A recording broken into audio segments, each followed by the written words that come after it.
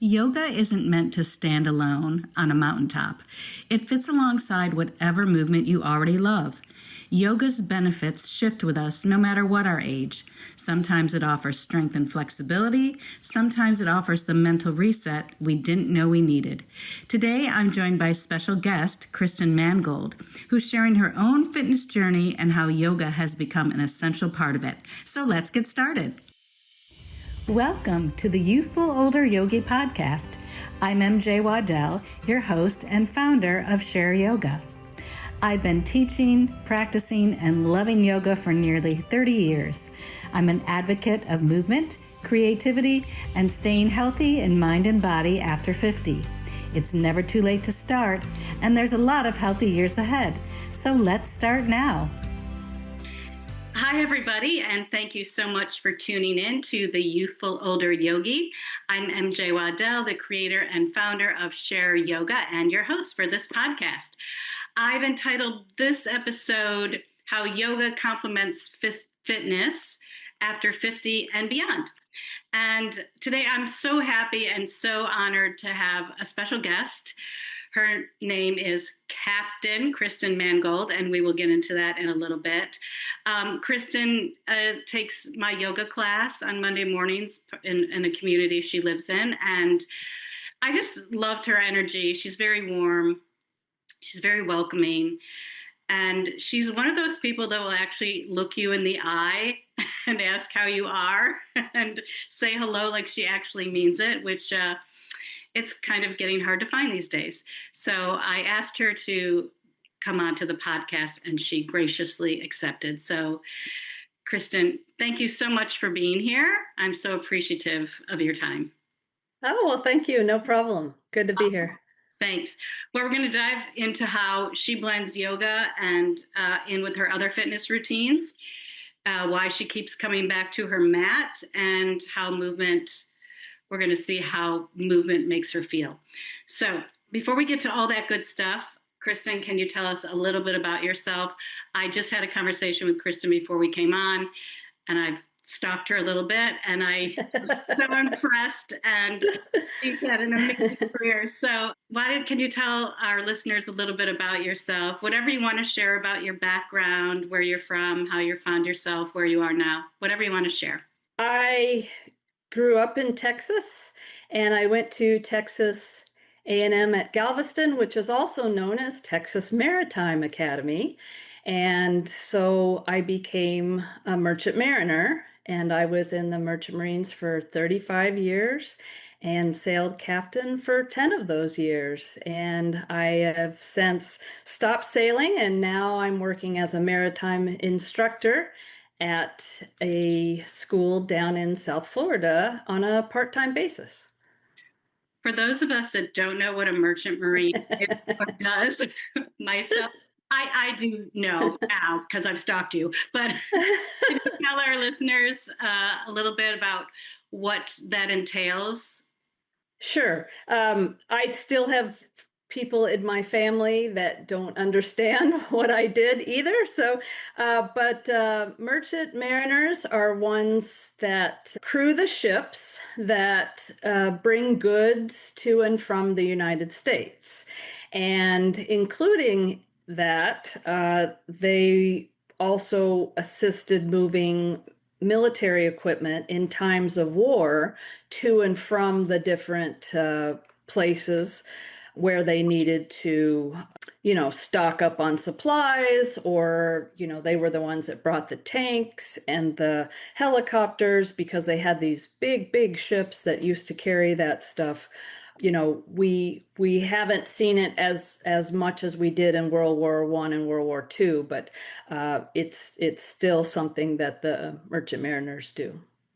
And you must have been in some pretty amazing places all over the world then. Yes, absolutely. Yeah, I pretty much traveled all over the world on a ship.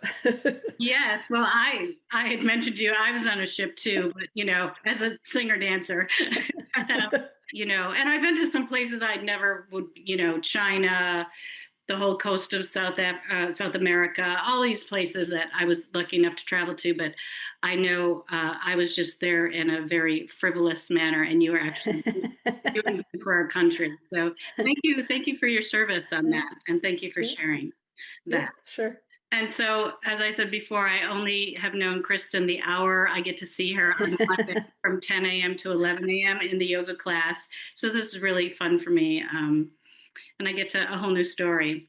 So I know that you're pretty dedicated to come to yoga class on Monday mornings. So how can you tell, how do you keep your body moving? What is your history with fitness or movement? And have you always been active? I feel like I have always been active. I mean, I did sports as a kid. I played soccer for 14 years. I swam. I did, track and basketball, all that stuff. So I feel like I always was kind of competitive and tried to stay fit and enjoyed the team sports. And what types of workouts or fitness do you gravitate to now? Now I mean I always love walking. That's kind of my go-to. I could walk forever and I listen to books so it keeps me motivated to walk. So that's what I love. Besides that, I love yoga. I actually go to about four different classes with four different instructors. So I really appreciate the variety there. And I do like pickleball. I'm still playing pickleball. I have a knee that gives me a little bit of trouble. I've had a couple of arthroscopic surgeries, so I baby it a little bit. But I used to do Zumba also, but I decided, well, at this point, it's either Zumba or pickleball, and I chose pickleball. So. Yeah. And so how were you introduced to yoga? I think I had some friends that were into it years ago and did a few classes, but I knew people on the ships that did yoga, and so we tried to get kind of a little mini class together and do yoga, but I was on a kind of a small ship that moved around a lot, and so it was a little bit of a challenge, so that didn't take very well. So Yeah. I prefer yoga on land. Yeah, for any of you that have ever been on a ship, I worked on cruise ships a lot in the early 80s and as a singer, entertainer, dancer, but also we had cruise ship duty. So, and mine was teaching aerobics. So, when you're teaching aerobics on a ship, or you're doing basically anything on a ship, that's where you just have to laugh because your balance is always challenged. And Yeah. even when we were doing shows and we would feel the ship list this way, this is that way. So but that's kind of a metaphor for life. It's like just finding that balance. What surprised you most about yoga when you first did it? Was there anything surprising about it, or did you just feel like it was an instant fit for you? I don't think I felt it was an instant fit. I think I had to do it a little bit and appreciate it a little more. I think the thing that surprised me the most was that you can sweat in yoga and that your muscles can be sore days afterwards. So I think those two things were kind of a big surprise. And it still surprises me sometimes because I think I've been doing it now for 20 something years, but I still find it to be challenging.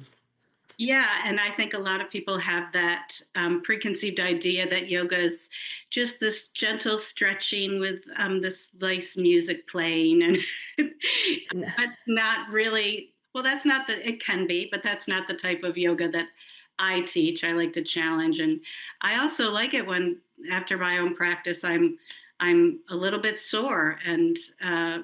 so it does keep me coming back because I know yoga is a lifelong practice. I know I can practice Yes. it and it can adapt to. Yeah, absolutely. And do you feel that yoga supports your other fitness like pickleball and walking? Do you feel like yoga somehow adds to that? I do. I feel that it helps with the balance and flexibility and just kind of feeling like I'm doing something good for my body that I'm taking care of it. Yeah. So And would you say yoga brings something different mentally or emotionally for you? absolutely. Yeah, absolutely. I think it really helps to center yourself. And I feel that the classes, I mean, every class I've taken in yoga, I feel like you can do whatever you can do. If you can't do a pose, you rest or you do something different. And it's very forgiving that way. And I don't know if everybody knows that. You don't have to do all these poses. You can do what you can do, and as long as you're there and you're moving, then it's all good. Yes. And so coming from a competitive background, I'm still competitive because I'm in the, the arts, so I have to audition and compete against everybody all the time. But also that's what I loved about yoga was there was no competition or judgment, and Yes. it meets you where you are and you do the best you can with what you have. And Yeah. that's why it's a lifelong practice. I Right. always say if you can breathe, you're doing yoga. That's it. Yeah. Absolutely. That's part of it, yeah. And so for someone that might feel that they might be intimidated or they might feel too old or too stiff or I could never do yoga because I can't touch my toes or whatever their mind the set is about it, what would you say to them? Well, I think you have to be open to it, first of all, and know that it's going to help you if you can't touch your toes. It's going to help you get to where you can touch your toes if that's what you want. But I think it's so good for your body that it's going to give you benefits all through your life. And I see people that come into it and there's a few guys that I see that are pretty stiff, and it's pretty neat to see their progression as far as flexibility and what they can do. And there was a lady in the class just the other day was so excited because she finally got to do a downward dog. Like she couldn't for so long, and she finally could, and it was just wonderful for her. So, I mean, I think it's a great thing to get into, especially as you get older and your body changes and you want to respond to those changes. And like I'm realistic. I know at some point I'm not going to be able to play pickleball. It's kind of hard on your joints and stuff. And yoga is not, and that's something I'll be doing, yeah, for the rest of my life. And so you've been practicing about 20 years, and in that 20-year span, have you had to do variations on different poses or let go of certain poses or anything that you found from starting, or maybe the poses expanded and gotten deeper? Is there anything you can share about that? I mean, I do. There's a couple things I don't do so much because of my knee. My knee just gives me a little bit of trouble, so I might not do as deep a stretch on the one side as I do on the other, like pigeon pose. I might not go so deep on the right side, but I'll go deeper on the left side. So hopefully I don't get off balance that way, but no. I don't think But you will, like, because most of my listeners know I got two hips, two new. right. I didn't get new hips. I still have my hips. I got new joints. I got my hips replaced. But after I say that, I'm like, no, I still have my bones. My hip bones are still there. I got the joints. So, and I'm working. I can't do pigeon yet, only on my back. So, Oh, yeah. external rotation. But this is the beauty of the practice to me is that um, the body, first of all, is amazing. I say it all the time to everyone. It's a miracle. And our bodies want to be healthy, and they show up for us no matter what we do or how we abuse them. They keep showing up. Because Right. I have that person. And that's why I needed two new hip joints because it wasn't abuse. It was dancing and pounding and the gradual deterioration of cartilage, which happens to many of us, Right. whether you dance or not or pound. But that just knowing of, oh, I'm going to honor where my body is, where my knee is, where my hip joints are, where my mind is. I'm going to honor all of that, and that's how I'm going to practice. Yeah. So I think for people that are leaning into their later years and may feel intimidated by yoga, I would encourage them to go yoga shopping and go to a few. You have to find the right teachers, right? Yes. And I'm so glad you go and you vary. That's Yep. awesome. I try to tell people go to lots of different people because you're going to get different things from different teachers. Absolutely. But I think, and I don't know why people are like, I can't touch my toes, so I'm not going to yoga. That's exactly why you should go to yoga. Right. Exactly. Yep. Yep. Not that we're going to teach you how to touch your toes. We're going to teach you how to feel better in your body, I think. Right. Um, Right. That's Yeah. what I wanted to ask you as I'm looking at my notes. Well, I did want to just say that I've changed a couple of my adages since I've gotten my hip joints. Now I've replaced the use it or lose it old adage into, oh gosh, I can't remember now. Moving parts don't rust. There you, yes, exactly. Moving parts don't rust. So when I see people and know people that do a lot of sitting, sometimes it's work related, but sometimes it's just because I'm going to relax now. And then 4 hours later, they haven't moved. I'm like, just keep moving. Just keep moving. Walking is amazing. Just walk. And the other adage I've added is the motion is the lotion. They said this at the hospital to me after I came out of surgery. They're like, motion is the lotion. Keep moving, keep moving, keep moving. You might have experienced that if you've had knee surgery. Right. Yeah. Well, I got it done, and then the next day they wanted me to get on a bicycle, and I was like, "You got to be kidding me!" And they said, "No, no, it's good for you. We want you to do it." And I started doing. I was like, "Oh wow, that's great. That feels wonderful." Yeah, and our bodies are meant to move. We are designed Yes. to move, and that's unfortunately, how our society is now, and these computers and everything. There's a lot of sitting, so that's what I encourage people to do. Keep moving. There's so much healthy living ahead if you just keep moving. Is there anything else you'd like to say about your experience with yoga?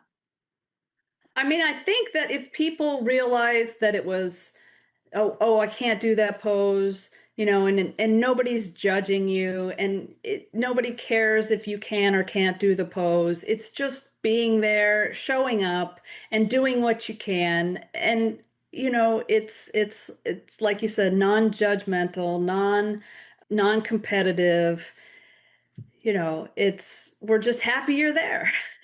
Yes, and isn't that a nice place to be where you don't have to compete or worry about anything? It is, because I feel like we do that way, way, way too much. Oh, absolutely, yeah. So it's just really an hour of you time. And so, Kristen, first of all, I want to thank you for being here. And also, I ask all my guests this question.